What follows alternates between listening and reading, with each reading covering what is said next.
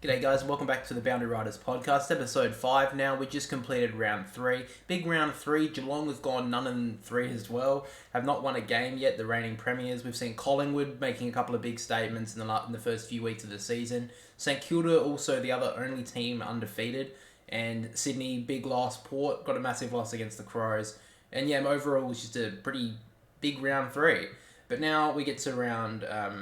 probably one of the biggest talking points about round 3 was the dissent rule. Now, I don't think we have to say we have to talk about it as the fact that we're not going to defend it. It's a stupid rule.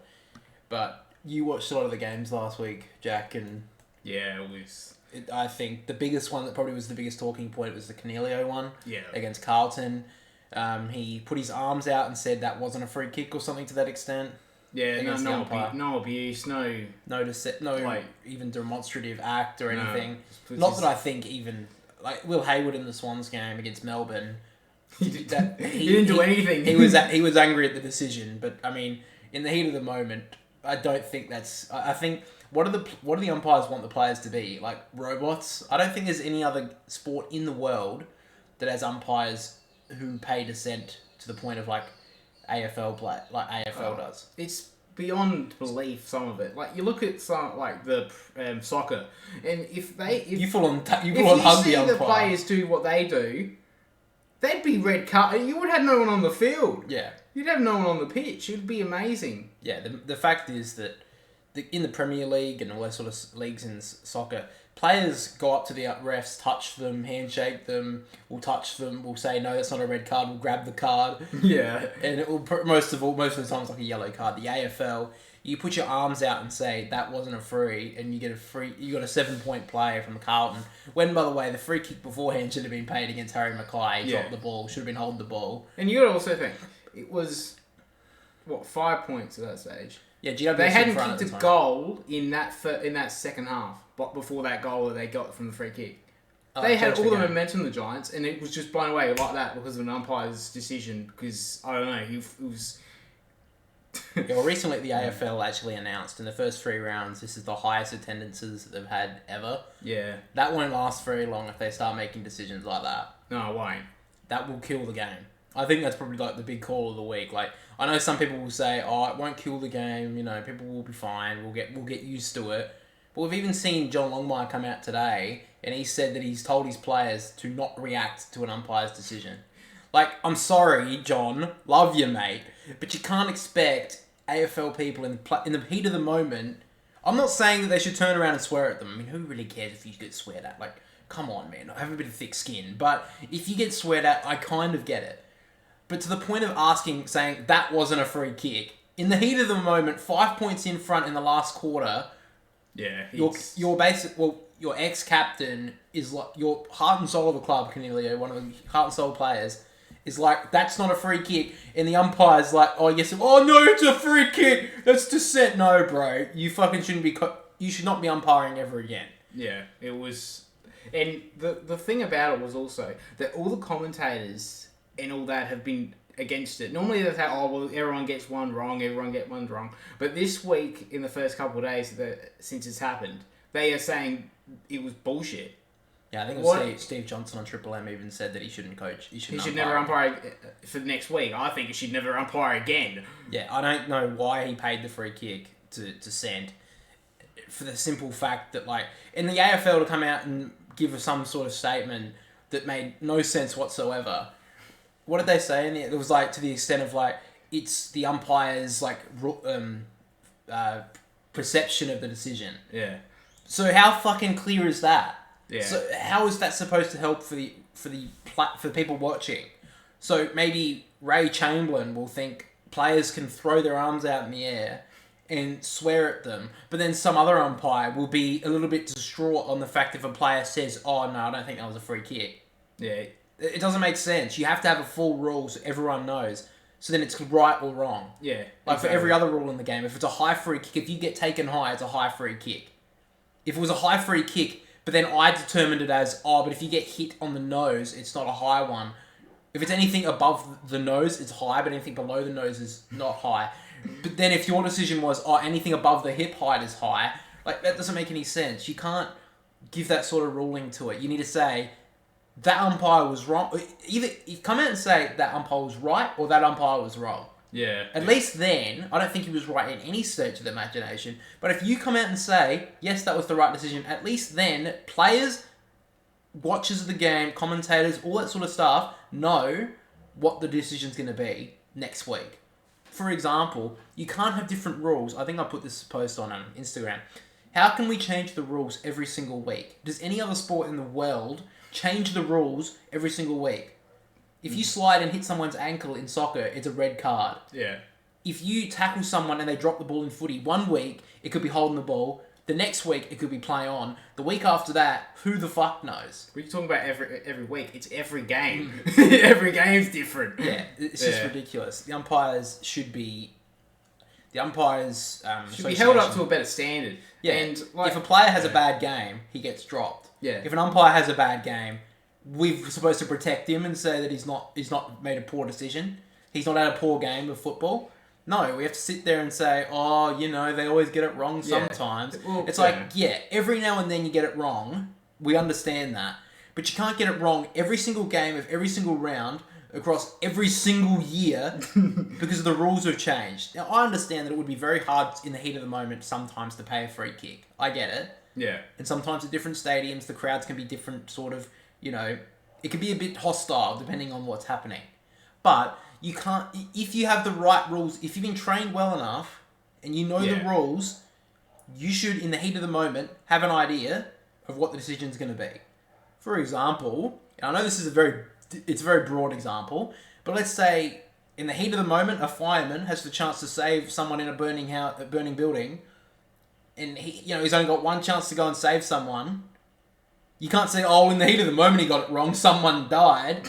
Now, no, it's a very broad thing to say, but we can't just say, in the heat of the moment he got the decision wrong. I'm sorry, but every single time you get it fucking wrong, it's because of the heat of the moment. I'm sorry, you're not right for the job. Yeah. It's so sick of fucking every single week we have some sort of decision from an umpire that's clearly wrong. Even in the showdown, one of the players for the Crows, did you see that play early in the game? I think it was young player for the Crows, Lockie Scholl, took a mark in the back 50, like 30 metres out from the port goal, and he looked to one direction. Sam Palpepper tackled him from behind. Yeah, that one, yeah. And then it was pinned up. The umpire didn't even call play on until after Sam Palpepper tackled him. That's and it was holding the ball. Yeah. Now, I don't like the Crows, and I saw that decision, I was like, what the fuck is the umpire doing? Yeah. Why is he calling play on? Yeah. If he hasn't called... look, if he played on or not, it's not the decision. The umpire has not called play on yet, so it's not play on. But for some reason, when Sam Palpepper wrapped his arms around Lockie Scholl, he was like, no, play on. It's like, no, you can't do that. It's a shocking decision. Yeah. And, you got to think also, it was not even, minute later in that Carlton game, and McGovern flaps his arms out. He does the same thing. Yeah. Probably worse than Cornelio. Yeah, it was probably worse than Cornelio. And he didn't get it. Happened in the St Kilda game. Jack Higgins threw his arms Jack Higgins flapped his arms around like he was about to fly off. And it wasn't paid. It was just so... So, you got... The AFL should come out and give a definitive reason. Need to come out and say what the dissent rule is. Yeah. I don't think there should be really a dissent rule, to be honest.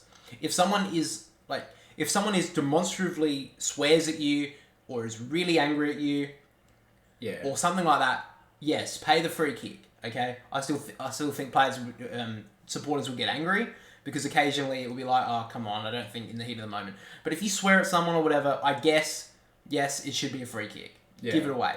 But if a player simply asks or simply says that's not a free kick, you can't throw the book at him and say, oh, that's a free kick. Yeah, well, the best look I got of it was Lachie Whitfield when he went up to the umpire half to the goal and he's like, so that's a goal. You're going to give them a goal for it. Yeah. Or something along those lines. Yeah, he said something like, you're really going to pay a free kick for that. Yeah. Because the umpire, because he went up to him and said, why was that paid? And he said, it wasn't against you, it was against Stephen Cornelio. Because he threw his arms out and said, that's not a free kick. And then Lockie Whitfield turned around and said, really, you're going to pay a free kick for that? You're really going to give him a goal for it? It's really costing us a goal for it. Yeah. Like, it just made no sense. It ruined that game, and it maybe cost the Giants that game. Yeah, I mean, you can't 100% say it did. Yeah. But on the other hand, they had all the momentum. Like you said, Carlton didn't kick a goal in the second half to that point of the game. Yeah. And they were behind. Yeah. And somehow they win by 10 points in the end. They find a couple of extra goals late in the game. Momentum's a huge thing in the AFL. Yeah. And if a team changes the momentum, good on them. If something outside of some of the Giants' control does it, that's crap. Yeah.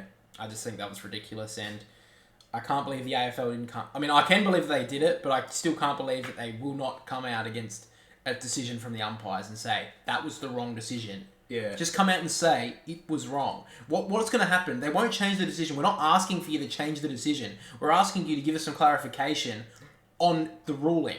Yeah, it's just amazing. But we could talk about this all day, so let's move on and we'll talk about the weekly votes. So every single week over on Instagram, on the Boundary Riders Instagram, I've been giving votes to basically what Brownlow votes, but more important because I'm giving because I'm not getting paid to do it, like probably some of the umpires. last year. Like Paddy Cripps did. No, I'm kidding. I think he did deserve the Brownlow last year, probably. But anyway, nonetheless, we went through the games this week. First game of the round, way back on Thursday, was the Bulldogs beating Brisbane, which I think a lot of people were shocked by. But the Bulldogs, I guess, had to come out and show some sort of effort. Yeah, and team mentality. Yeah, and the Bulldogs, pretty stagnant game throughout the first half. Got a little bit alive in the second half. Wasn't the biggest game, to be honest, but the Bulldogs held on, won the game. So for the votes, 3 votes I gave to Tom Liberatore. Had a massive game in the midfield, probably their best midfielder, in my opinion. The 2 votes I gave to Ugal Hagan. I think he kicked 4 or 5 goals in the end. Yeah, he kicked 5. He kicked 5, yeah. I think he was definitely the best forward by far. And if he can keep that sort of... I'm not going to say he's going to keep that sort of form for the rest of his career or the rest of the season, but if he can still bob up and kick 2 or 3 goals a game, I think the Bulldogs are a way better team with him kicking goals. And he's only, 20 or 21, so... There's a huge upside for him. And then the 1 vote I did give to Josh Dunkley, I thought against his old side, he did play very well. And he was definitely leaps and strides in front of any other Brisbane player on the ground. That's why I made the 1 vote. I think, looking at I didn't really watch the game, but looking at the stats, and he didn't shy away from the fact that it was his comeback against his old side. So he did play pretty well. Yeah. All right, next game we had probably the game of the... Well, it was just... talked about as the game of the round, Collingwood versus Richmond, and I watched this game live on the channel, and I'm going to tell you right now, it was a fucking boring game of football. It was boring. It was slow. It was... Was it like raining and all that? It was raining at times. It was just stoppage after stoppage after stoppage. It was a shocking game of football. And Collingwood would have won this by 10 goals if they kicked straight. They kicked 8 goals, 15 to Richmond's 7 goals, 7. Well, but in the end, Collingwood absolutely dominated this game by 1 player from Richmond, which I'll talk about in a second. But the 3 votes, I gave the 3 to Jordan De Goey. Really annoyed because I got rid of him from fantasy last week because I thought he was going to play more forward time. And then this week, for some reason, Craig McRae was like, let's chuck him in the midfield. He had a bloody blinder. Best game... probably for the year, but De Goey, even though he played really well in round 1, this is probably his best game. Second of the 2 votes I gave to Liam Baker. Watching this game, he kept Richmond in this game for so long. He played off half back, but he was getting easy touches in the middle of the ground. He was kicking it forward. He was just definitely by far Richmond's best player. And to be honest, he's the only reason why they didn't get beaten by 5, 6, 7 goals. He had a brilliant game, Liam Baker. And the 1 vote... This kid's going to win a Brownlow one day. I don't think he's going to win it this year like a lot of people are saying, but Nick Dacos, I gave the 1 vote. I thought he had a pretty good game as well. Probably not the best for the season, but he definitely is playing...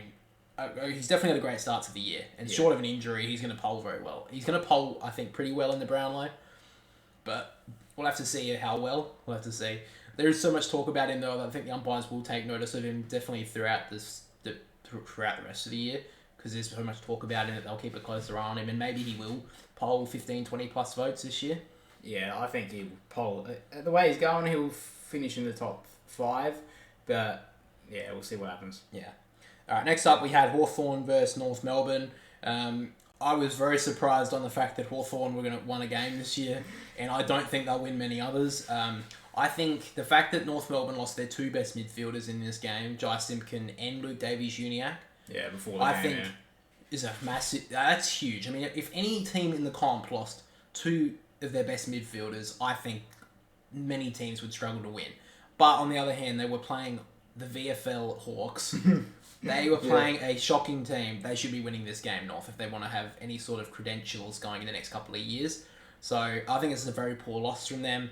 But on the other hand, Hawthorn played brilliantly, and they had some good. They got a lot of votes. They all got the 3 votes. Hawthorn players. Dylan Moore had a brilliant game. He's probably been their shining light so far this year as a sort of experienced player. Him with the 3 votes, and the player I'm going to mention next, probably they've been their best player so far this year. James Sicily got the 2 votes. He's been brilliant in the back half. I can't really fault.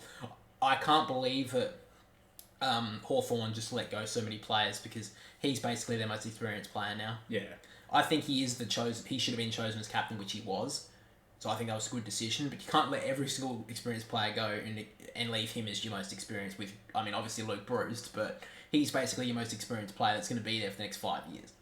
Yeah. So I gave Sicily the 2 votes, and the 1 vote I gave to Will Day. He started off the season quite well in the midfield for Hawthorn. I can't really see him moving out of the midfield, and there's a lot of talk as well now that he could possibly be on the move soon. I've seen a couple of rumours. I mean, obviously it's early in the season, so you guys got to take that with a huge grain of salt. But I mean, if a couple of clubs come at him early, I think he's South Australian as well, isn't he? Yeah, so a couple of Australian clubs, especially the Crows now, they've got a couple of younger players, big growing list, and Port Adelaide, if they get rid of Ken Hinkley, I don't think Ken Hinkley can win them the flag. I think the Port Power have a great list to push for. I think there's still a chance for a premiership window if they get rid of him and pick a new coach. I think Will Day could fit into the Port Adelaide nicely. Yeah, we'll get to that when we get to the showdown. Well, we're very close to that now. So next up, we're going to get to the Giants versus Carlton. As we've mentioned, the Dissent rule. We're not going to talk about it again, but that did change the momentum of the game late. But other than that, Carlton, Sam Doherty had a brilliant game in the back half. I think he had 10 plus marks. 10, Yeah, he had 25 plus disposals as well. He had a brilliant game, Sam Doherty. 39 disposals. 39 disposals. Yeah, right? yeah, 39. Yeah, he definitely had the best game for Carlton. You know, is he a co-captain or is he vice-captain? Vice. Yeah. He's basically their quarterback. He's definitely the player they go to have some stability in the back line with Jacob Wiedering. I gave him the 3 votes. 2 votes I gave to Paddy Cripps. He had 40 touches. He had a brilliant game. Quite a few clearances as well. I did give it to Sam Doherty the 3 because he was playing. I think he did play quite well, a little bit more better than Cripps. But and then the number 1 vote, one vote I gave to Josh Kelly. Yeah. He is probably their best midfielder by far. I know that Tom Green had a pretty good game as well, but I just gave it to Josh Kelly. I thought he just had a little bit more influence in this game. After that, we get to the showdown. The Power, I think, are playing bruise-free footy at the moment. I don't know why. After round 1, they played so brilliantly, set up expectations that they could push for another final series and possibly do something. And then against Collingwood, they looked uninspired. They didn't want to touch it. They didn't want to get any sort of painful... They didn't have any sort of pain in this game. And then against the Crows, in a showdown, they played a lot of bruise-free football. And then we saw Jason Horne-Francis. I think a lot of people would have seen this if they do follow things like Fox Sports and stuff. He had a play late in the early last quarter. Josh Rochelle ran through to an easy goal when Jason Horne-Francis looked like he couldn't be bothered to tackle someone. He couldn't even be bothered to bloody run. That's how bad it looked. He was walking, and he was walking. Everyone thought that would be because of how he was at North Melbourne. People were like, he's going to be a lot more inspired. He's going to play defensive as well as attacking for Port Adelaide. And he had a very good first game for Port. The last 2 games he's played poorly. Yeah, so it's been pathetic. He's still 19, so you got to give him a lot of time. But you got to at least show some sort of effort and run. And bloody standards. Yeah, that's the thing. The standards that Ken Hinkley can't just sit there and take that lightly. No, he needs if he wants to be coach. And look, they got the Swans this week. We'll talk about that a little bit later. But they've got a good record against the Swans. So he should be setting his team up for a chance to go back 2-2 and even up the record. It was pretty much a typical Port performance, really. That show, the last 2 weeks, really. We played so well against. You played so well against Brisbane. Everyone's you guys can push. You can push for something. Top 4. Then you play the next 2 weeks. Bruise-free football. Don't want to attack or and you're the worst team for points against. Yeah, you can see the most out of any team so far this season. That's including Hawthorn. Yeah, it's including Hawthorn. Yeah, it's shocking. Very bad stats-wise so far this season. So the 3 votes in this game I gave to Riley Thilthorpe. I know he didn't win the showdown medal, but I think kicking 5 goals in a showdown, I don't know how he didn't win it. I know they gave it to Jordan Dawson, but I think the 5 goals in a showdown should have won him a showdown medal. But anyway, 2 votes I gave to Isaac Rankin. He kicked 4 goals. I don't know why they. Dawson had a pretty good game, but I don't know why they. He had 18 disposals. He did set them up in the back. He set them up early in this game, but I don't know why they didn't give him. But anyway, so 3 votes I gave to Thilthorpe, 2 I gave to Rankin, and 1 I gave to Jordan Dawson. Yeah. Even though I think that I don't know how. Neither. I can understand if they gave Rankin it as well because he had quite a few touches as well. Yeah. Quite a lot of forward. A lot of forward pressure as well. So I'm very surprised that they didn't give Thilthorpe or Isaac Rankin the showdown medal. They gave it to Jordan Dawson. Fair enough, but I don't think that was the right decision. Oh, I didn't give the 3 votes for this game, did I? St Kilda versus Essendon. Let me just quickly go look at it now. Alright, so St Kilda won this game. It was their 150th anniversary game, so they came out for it. I'm going to give Mason Wood the 3 votes. He had a brilliant game in this game despite getting injured late. He had 27 touches, kicked a goal. And I think he's been probably been St Kilda's best player so far this year. He's very underrated, but he's getting his notice at the moment.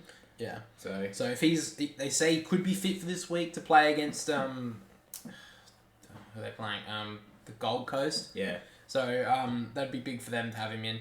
And it could be next week in the gather round, the 2 undefeated teams playing Adelaide Oval, which would be insane. We'll be at that game, obviously, living in South Australia. That'd be a brilliant game. 2 votes I'm going to give to Jack Higgins, kicked 4 goals, had 18 touches, played quite a good game. I'll give him the 2. And 1 I'll give it to Brad Crouch. Had 32 touches, played quite a good game for the Saints. I'll have to put that down somewhere. I'll have to remember that. But anyway, those are my 3 votes for that game. After that, we get to probably the biggest upset we've seen so far this season. Well, definitely up there. Actually, probably second biggest. I think North Melbourne beating Freo over there was a pretty big upset. Yeah, probably, yeah. Oh, I don't know. The Gold Coast causing a massive upset against the reigning premiers and the Cats. I don't know what's wrong with the Cats. I think it's been a year too long now with the older list. Maybe it's just getting there now. They have got a few players in, but they haven't sort of gelled. And they've they decided once De Koning went down to play Chuck Ollie Henry back. I don't get why. Yeah, I don't think he played that well back there. Yeah, it was just I think a Hail Mary just to chuck him back there and see hopefully it would work. Yeah. But nonetheless, in this game, I gave the 3 votes to Jack Lukosius. It's probably his best game of his career so far. Finally showing the talent that he's been promising for the Gold Coast for so long now. He got my 3 votes, kicked 5 goals, had a brilliant game. The 2 votes I gave to Darcy McPherson. He had a great game in the back pocket, kept Tyson Stingle very quiet in this game, and just played honestly very well in the back half for the Gold Coast. And for someone who's really always expected to be a small forward to a midfielder for the Gold Coast, they've chucked him back, and he's actually played quite well to the start of this season. And I gave him the 2 votes. And the 1 vote I gave to Tom Stewart. He was the shining light for the Geelong, and it's amazing because he was injured 2 weeks ago.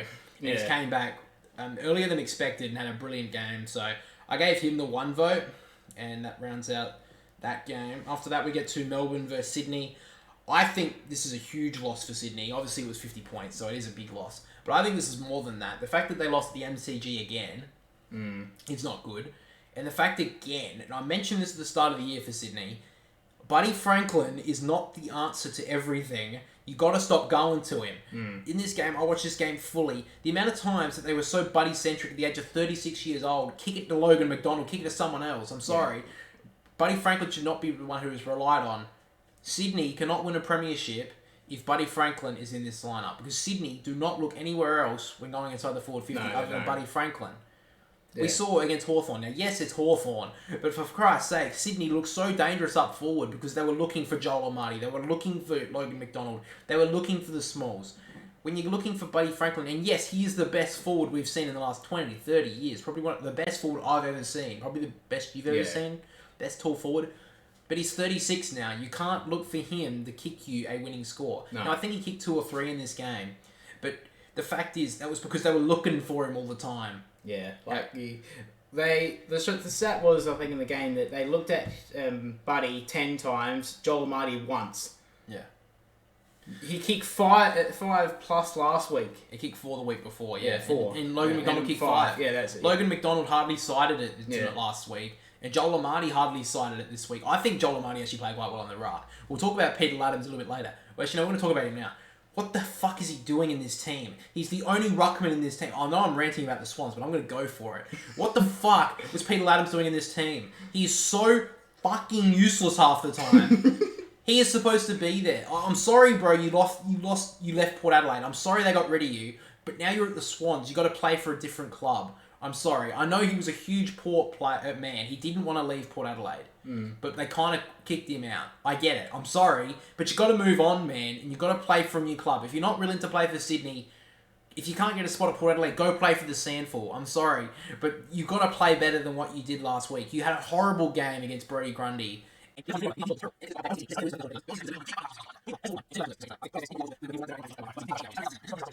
Rant over. I'm sorry. Had to get that off my chest.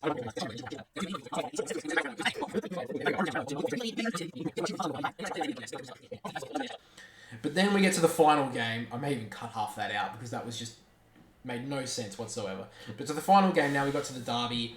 Fremantle won this game by 41 points, but the fact is, most of the last quarter, the Eagles had no one on their bench because they had 5 injuries. They were decimated by injury. It was really sad to see at the end of the game. It really was. So, I mean, you can't... I mean, look, it's Fremantle's first win. Maybe they can get on a bit of a run now. I think they got the Crows But can you really take anything from it? Like, they had no one on the bench, the Eagles. Could you take anything from it? I mean, it's their first win. Maybe they can take some sort of momentum. They're going to have to... I mean, they kicked 16 goals in the end, so, I mean, that's probably... I think the first time they hit 100 since, I think, round 16 or something last year, I think I saw. So, I mean, look, with the wins out there to take, you got to take it. They did. That's a good win for them. 3 votes in the end I gave to Caleb Sarong. I think he won the Derby medal. He won the Derby medal. Yeah, so Caleb Sarong had a brilliant game against West Coast. Next up, I gave it to Sean Darcy, the 2 votes. I think he played really well in the midfield. He's responded from last week, and Luke Jackson's now not being put in the ruck to as much. So I think that's the right call. I don't know if by the end of the year they're going to have to... I mean, they're going to have to make a decision on Luke Jackson if they're going to say, we're going to get rid of Darcy and just keep you as SL Ruckman, or they're going to play Luke Jackson as like a midfield forward hybrid sort of player. I don't know. I just don't think he's agile enough to play as a midfielder, but we'll have to see. And then the 1 vote I gave to Michael Walters. I think this is the first time in quite a while he's actually had a good game of football. And he kicked 4 goals, highest goal scorer on the ground. And I think because he's getting a bit older now, it's going to be a lot harder for him to be a defensive forward. But at least if he can score those goals, maybe he could, revive his career somewhat. And because the Dockers are crying out for someone to score goals, for him to get 4 on the board, he's going to have to bring that form into the next couple of weeks because Fremantle are going to need it. All right, so now we'll move on and we'll talk about our tips for this week. Sorry about that rant as well. But anyway, we get to the first game of the round, and it's Brisbane versus Collingwood. Now, this will be our game of the round, so we'll just go through our tips quickly, just for this game. I'm going to be picking Collingwood. I think, even though it's at the Gabba, Collingwood are playing so well at the moment, I think it's hard to go past them, and I can't tip against them. I think they're playing too good at football. Yeah, I've went Collingwood just for the same reasons. They just look too good at the moment. Yeah, I think they're probably at the moment. If we're looking a little bit like 2023 predictions at the moment, I'm saying that they're the Premiership favourites by a long mile. Yeah. I don't know who's going to compete against them at the moment. I still think Melbourne. I think Melbourne have got it. It's very early on in the season, and look, I think it's very hard to pick a Premiership favourite because it's more the form towards the end of the year. Yeah. We saw Melbourne last year; they dominated the first 10 games, they won their first 10 games, and then they petered off and played last year. So. At the moment, Collingwood are my Premiership favourites at the moment. You're still thinking Melbourne? Yeah, well, I had it as Brisbane, but they look horrible at the moment. Brisbane have to bring that. I think Melbourne, but I think Collingwood win on Thursday. Alright, so now we'll get into our same game multi. This is Jackpot Junkies as well. He's the co-host of the show.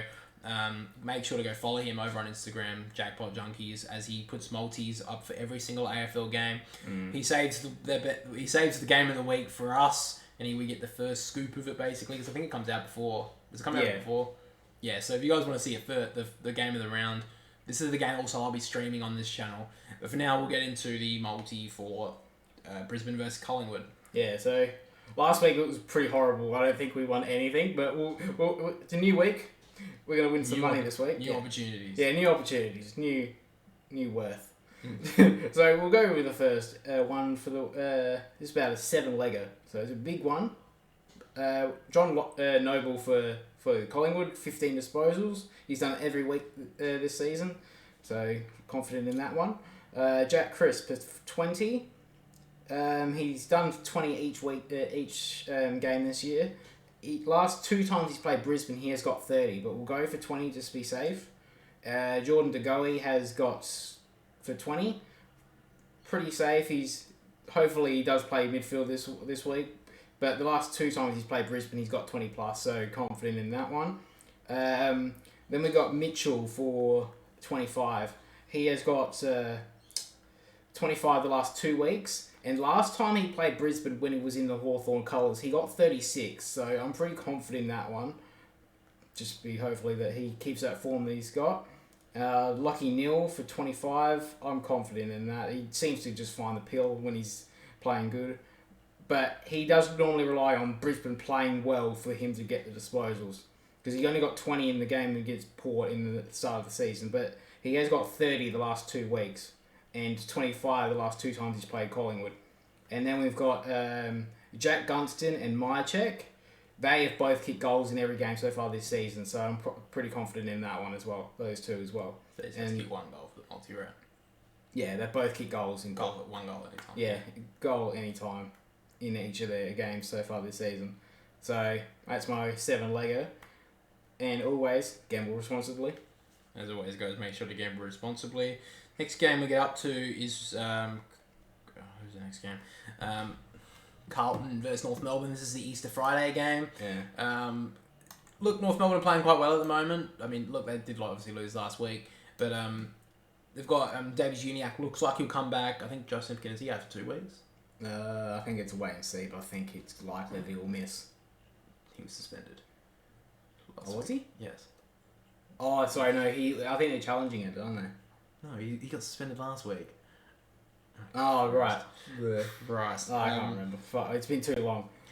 So, I think he's out for another week. But with Luke Davies-Uniacke back, I think North Melbourne have a bit of a chance. But Carlton have been looking very good this season, still undefeated at this stage. I'm going to be picking Carlton in this game. I think it's Carlton. I think they look too good. They've been consistent pretty much all season, so besides the draw, but I think that's just consistent enough to do it.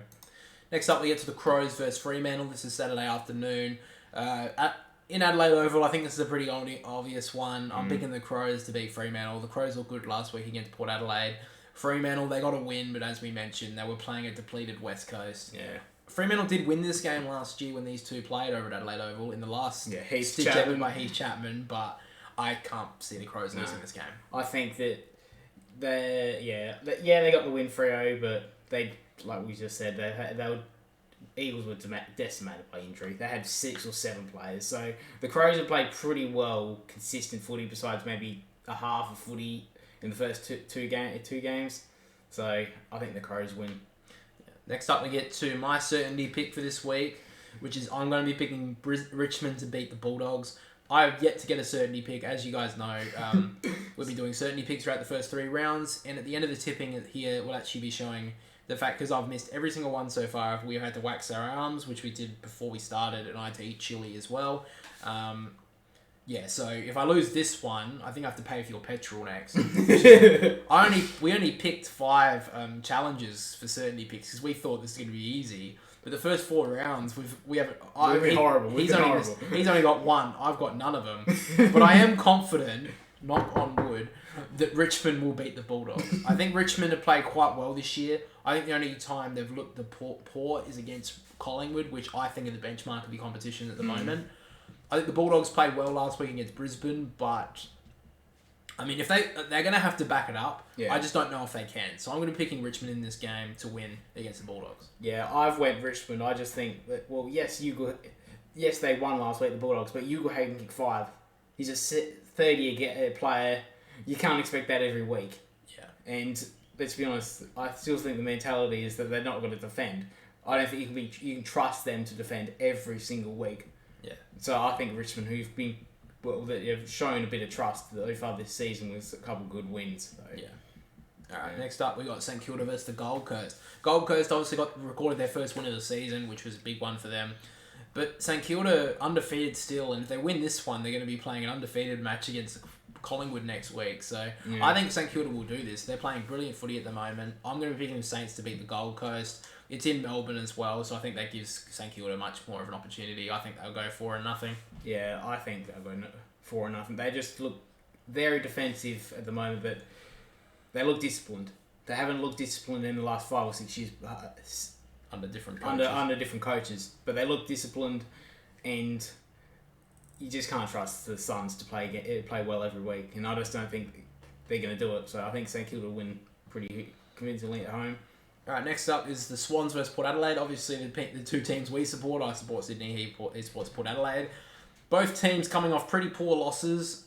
Port obviously lost against the Crows, which is, I think, a bigger loss in South Australia. Yeah. But also Sydney losing against Melbourne by 50 points is a very poor loss. So both of these teams are going to want to respond. However, the big one here is the fact that the Swans have a shocking record against Port Adelaide. I don't know how many times it is in a row, but Sydney have lost 1, 2, 3, I think at least the last 3 against Port Adelaide. Maybe even more. Their form record against each other, it doesn't say, because why would it? But Sydney have lost their last 3, probably more than that against Port Adelaide. And I've tipped Port Adelaide to win this one as well. I think a lot of the players at Port Adelaide do like Ken Hinkley, and they don't want him to get fired. And if they lose this one, they're going to be 1-3, and then we're going up against the Bulldogs next week. I think Port Adelaide will show up here. They've got a very good record against the Swans. It is at the SCG, and Sydney have been very good there the past year or so. So I don't think it's an easy win for Port, obviously, but I think Port will win this game probably by maybe 10 points. If I think it'll be a close one, but I think Port will end up and win this one. And I just checked, it's the last 6 against you. 6 against us. Yeah, okay, but well, there you go. I'll just say this: it will be a typical Port performance. We'll win. Port Adelaide will win because that's just typical of Port Adelaide. They are a response team. They have been for the last 4 or 5 years, really. So they will win again. They'll respond. They'll respond against the Swans. I think if Sydney lose this game, it's a huge loss as well because they'll be going up against Richmond in round 5 at Gather Round. They have an okay record here in Adelaide, but not the best. So going up against Richmond is going to be big for them. Yeah. So if they don't win this one, they'll be 2 and 2, and then possibly going to 2 and 3, and it won't be looking like a very good start to the season for the Swans. I do think Port will win this one. Obviously, I hope the Sydney do win, but I think it'll be a very close game, this one. Yeah, I think it will be a close game. Next up, Sunday, we get to Essendon versus the Giants. This is actually going to be a pretty good game. Giants, look, they were 2 goals away from winning this game against Carlton. Yeah. Without the momentum was hugely swung in one umpire's decision. I think the Giants are actually playing a lot better than what their season looks so far. They've obviously got 1 and 2, but I think they're playing quite well. Yeah. However, Essendon have performed very well early this season. They've played 1 poor quarter so far against St Kilda, and that was the first quarter, and that was basically where the game was won for the Saints. Yeah, Carlton, that's what it did. Yeah. Carlton. I am going to pick Essendon in this game, and probably the only reason why is because it is at Marvel. Yeah. I think Essendon are faster on the around the ground, and I think they'll win under the roof. Yeah, I've went Essendon. I think they. To be honest, I don't know why I'm picking Essendon, but I just think that with the momentum they've had, they played pretty consistent footy. I just think that they've got the better structure in the midfield to win them this match. All right, after that, we get to Optus Stadium. This is West Coast versus Melbourne. The only thing on West Coast side here is the fact that it's in WA. Yeah. And West Coast have won. They won their first game of the year in WA. Was it last week? 2 weeks ago. Sorry, they lost in the derby last week, but they won their home game there this year. Melbourne are a pretty good team over in WA, though. They did obviously win their Premiership in 2021 over there. Melbourne, I think, were very poor against Brisbane, but other than that, they've looked like one of the definitely Premiership contenders. I'm going to be picking Melbourne in this game, and I don't see West Coast having any sort of chance, really. No, I don't either. I think Melbourne will win this pretty comfortably. They will just... like they've done in the last couple of games, they've put the foot down. They put the foot down, and now they might be in it for 1.5, 2 quarters, but they'll put the foot down, and Melbourne will win this by 40+. And finally, we get to the traditional Easter Monday game, Geelong versus Hawthorn. Who would have thought that Hawthorn have a better record than Geelong at this stage of the season? It's funny to think about, and I'm sure most people around the country will be laughing at Geelong at the moment. Yeah. One thing is as well, because my brother got to pick first this week, his certainty pick is Geelong to beat Hawthorn. I think it's just that, yes, they won last week, Hawthorn, but you can't just blow over under the rug the performances in the first 2 rounds by Hawthorn. They were horrible in those first 2 rounds. They couldn't kick a goal. Yeah. And yes, Geelong have played horrible football. They haven't really. Jeremy Cameron's been their shining light, but Yeah, I think he he'll play well in this game, and he'll win this game. He'll win it for him as well. Yeah, I think Geelong will win this one. I've tipped them as well. And I can't really see Hawthorn putting up much of an effort. I mean, to be honest, I think if Geelong won at least one of these last 3 games, they really should have. I mean, they should have beaten the Gold Coast of all teams. But if they won one of these their first 3 games, no one would really be even giving Hawthorn some sort of a thought. Yeah, but they did win last year, Hawthorn, against them. Yeah, I true. mean, But let's be honest, they had a team last year. Yeah, they still had O'Meara, Mitchell. They had Gunston. They still had a team. Now they're basically running a rabble. But yeah, those are our tips for round 4. G'day guys. Now this is because of our certainty picks. We actually got them wrong the last few weeks. I missed out on round 2 and round 3, so I'm gonna have to complete 2 challenges today. My brother here, he got 1 wrong. He got the Crows wrong last week. He picked Port Adelaide as a certainty pick to beat the Crows, and obviously, as we know, the Crows won the showdown. So my certainty pick was the Gold Coast the Geelong to beat the Gold Coast. So as I don't know how that happened, but anyway. So the second certainty pick challenge was the fact that you have to rip off, you have to wax your arm or your leg, as you can see here. We just did it just before we started, just so to set a little bit. Now, because I'm up to the 3rd one now, I've got to eat 2 chilies as well. We're going to just put them out of the bone. So we're doing this before we start the podcast, but we'll obviously put it in. But yeah, so 2 chilies. It was going to be wasabi and chili, but I forgot to buy wasabi, so lucky me. But anyway, alright, so we'll get into it. So I'll go first. So just start with this one, I think, because it'll just be easier. Alright, just do it. You want me to count it, or do you want me to just do it? Just do it. Alright. Oh, fuck! Oh! That fucking hurt. Alright, well, now it's my shot. Alright. Gotta rip from the side. Alright, ready. Oh, here we go. Do you want me to count it? Or? No, just rip it. I don't know what you're complaining about. Yeah, you don't have any hair there. Alright, well. You had no hair there. I had That's hair surprising. Alright, well. Number 2. Alright. Number 2. No, you gotta pull from... that one's probably the easiest to grab too. Oh! Fuck! Oh, fuck! That hurt. Yeah. This is annoying. I don't even think it's ripping half the hair off. This is a shit product. If you want to use... If anyone out there is using this to wax their arms or legs, it's shit. It rips off half the hair and the other half it rips half out. Alright. That was a bit painful. But it didn't really do it, did it? No. No, it doesn't really grab the hair. It's sitting on there for a couple of minutes too. Yeah. They should have got it, but it didn't. It's got a lot of hair, but it's a lot of... I can see this one, because I know this bit here's got a bit of hair on it, so this is going to be annoying. I can feel that one's going to hurt. So this is the longest sitting ones as well, so... Alright, here's the last one. 1, 2, 3. No! Fuck!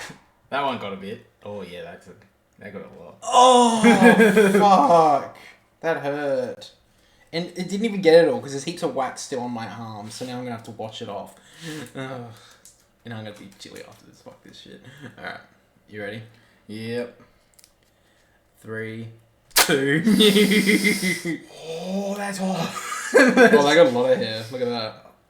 Yeah. Yeah. Oh, that fucking hurt. Oh. Fuck the power. Fucking... Alright. Pass me over the chili quickly. You just break off the stalk, I'm assuming? Yeah, we'll just eat it to the stalk, yeah. Why did I grab big ones? I should have grabbed the baby ones.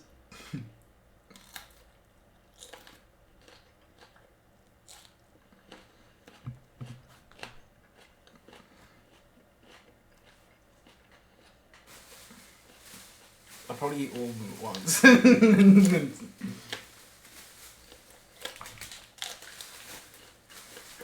Over. Make sure you got better hang it or not really. Getting there. It's getting there. You're not drinking milk either. Oh, that bloody hurts.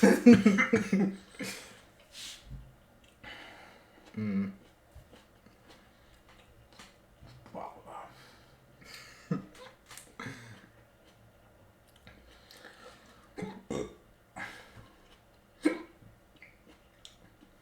Oh my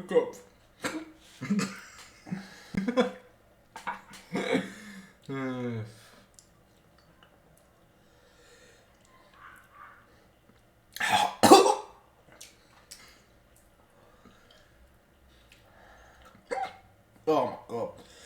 It's actually not as bad as I thought it was going to be. Should have done it with wasabi, it would have been worse.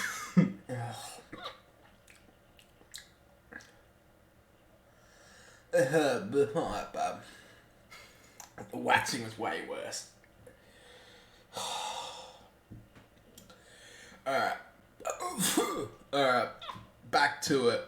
Next week is round 5, which will be Gather Round. We'll just talk about this quickly. I don't know what we're going to be doing exactly for this. I'm thinking maybe we could do something outside at the ground, something for maybe one of the 2 of these days. Like, we will be at every game at Adelaide Oval in round 5 for Gather Round. So there won't be a live stream really for any of the games commentary for any of these games of Gather Round, because obviously we'll be at the games.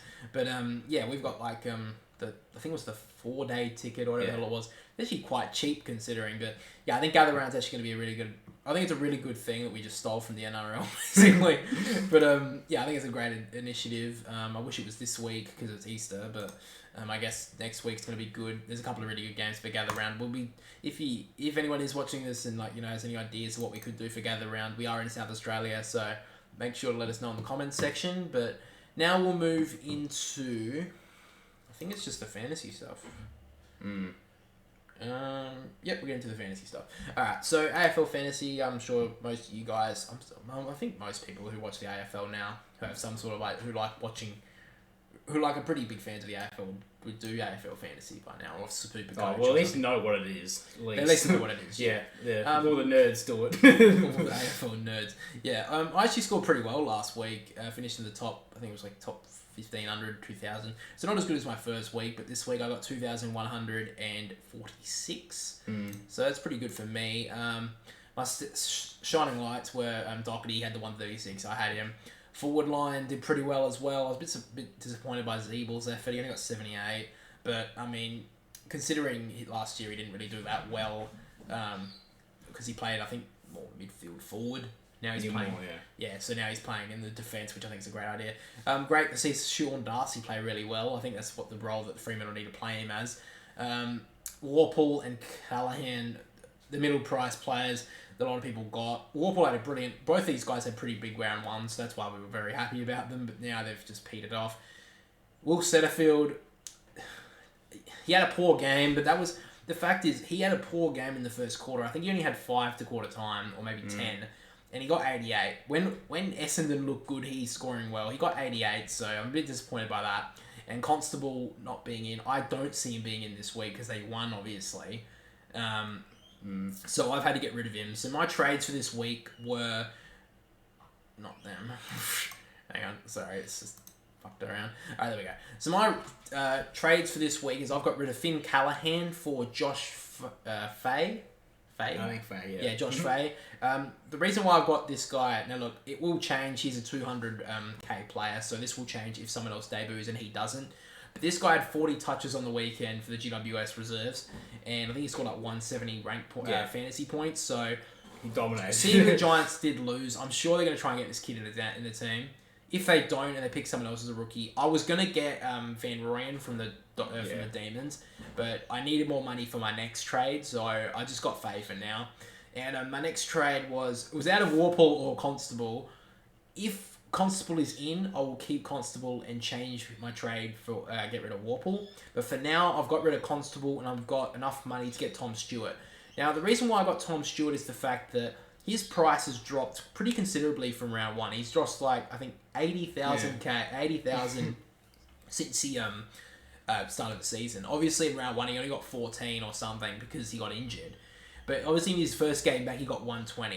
It looks like he's going to be playing that role that he always does, playing at the halfback, that quarterback role that, get a lot of points like Sam Doherty. The fact is, because he is the lowest price, I think he'll be all season at $7.57. I had a choice between him and Daniel Rioli, and the reason why I chose Stewart is because I think he has a higher ceiling. I think he can score those 100s to 120s. I don't really see Daniel Rioli getting those very much this season, so that's why I picked Tom Stewart. So that's my team for this week. My captain at this stage will be Tim Taranto, because I feel like because the Bulldogs midfielders don't play that defensively, I feel like Taranto could definitely... He's got 100 all three games so far this season. I think it's 110 actually every game so far this season. So I'm giving him the captaincy. I've got my vice on the first game, which is Nick Dacos. He could have a big game, and I'd really love for him to do it, and then I just won't have to bother about the captain. Yeah. I can just put... At this stage, it's going to be Nick Dacos as my vice and Tim Taranto as my captain. I did have to make a few changes. I had to put Taranto in the midfield, and the reason why I got rid of Callahan is because I put Chandler on the team. I thought he's scoring more than Callahan anyway. Chandler, he got 100 in the first week. In the last 2 weeks, he got in the 60s. Callahan got 90 in the first week and has got 240s. So why? There's no point keeping Callahan in this team. I got rid of him. Thought I'd make some extra cash. Fix up my. I was gonna get rid of Warple, but I had to get rid of Constable, and I think putting Tom Stewart in the team's good enough. I think that sets up my team. I think Liam Stocker's gonna have to go soon, but for now, I think that's a pretty good spot. That's from me. Do you want to just quickly give me your trades at least? Yeah. Well, at the moment, I went Constable to that Faye guy for the Giants. Yeah. And I got rid of Horn Francis for Sarong.